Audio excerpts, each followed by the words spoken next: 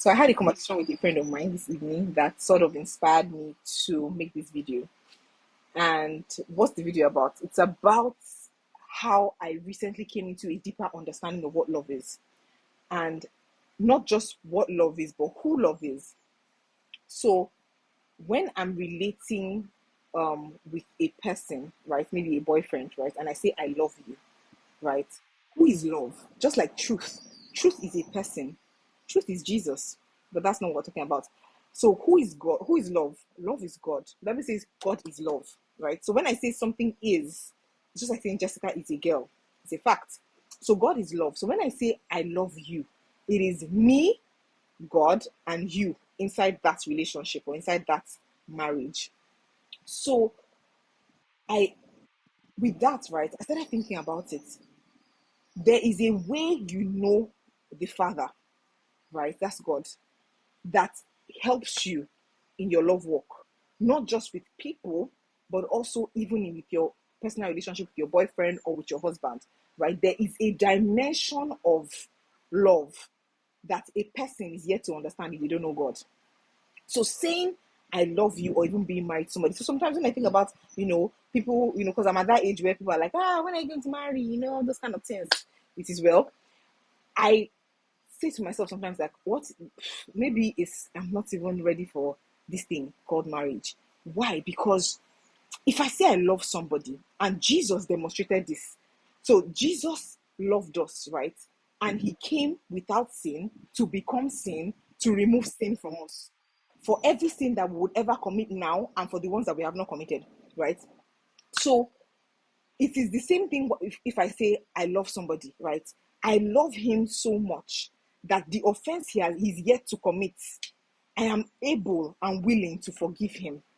So marriages are not working these days, not because people don't love, but they don't understand how to love like the Father would love.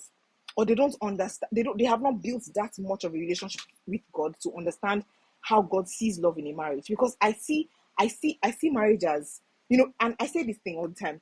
It is of no use to God, right, for two kingdom focused people, two believers, to have a broken marriage. It is detrimental to the kingdom, right? God doesn't have any benefits from you having a bad marriage. So if God needs you to learn certain things before you come into the institution of marriage, I think it is perfectly understandable. Why? Because you don't even know what your husband can do.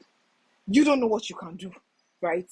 So me loving a person is me saying I choose this person. So if Jesus says he loves us, right, he is choosing us over and over again with and without our weaknesses.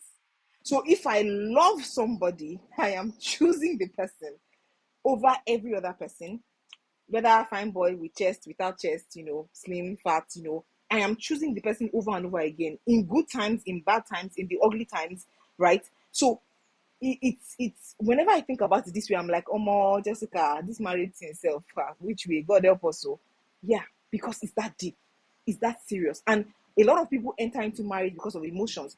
Love is not emotions, right? It can be expressed as an emotion, but it's deeper than that, right? If I love somebody, more, it is right. But anyways, I'm just saying it to say that it's deeper than what I feel for a person. So I'm not going to marry a person because I feel like I love the person. I have feelings for the person. Feelings are amazing and they are sweet, but when you sit down to understand that you are making a choice and you are choosing this person, right? You start to think about how the Father loves you. That when you were yet a sinner, he died for you, right? Things like that, right? Things that, you know, that you naturally will not, and love is not selfish. So when you find yourself being, that's why I love the Bible. Like, Bible is such a complete book and it explains love over and over again. So please, I'm just making this video to say that you might be waiting on God for a good spouse, for marriage, for a fantastic relationship. Get closer to God. Getting closer to God makes you understand love, because you cannot truly love a person without knowing God. God is love. God teaches love. God helps you to understand love. God helps you to comprehend what love is.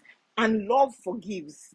God would transform you so much that your definition of love changes. So, yeah, get closer to God, right? And marry somebody if you are going to choose to marry. Because if you read Matthew 19, it also addresses how some people, can choose to not get married.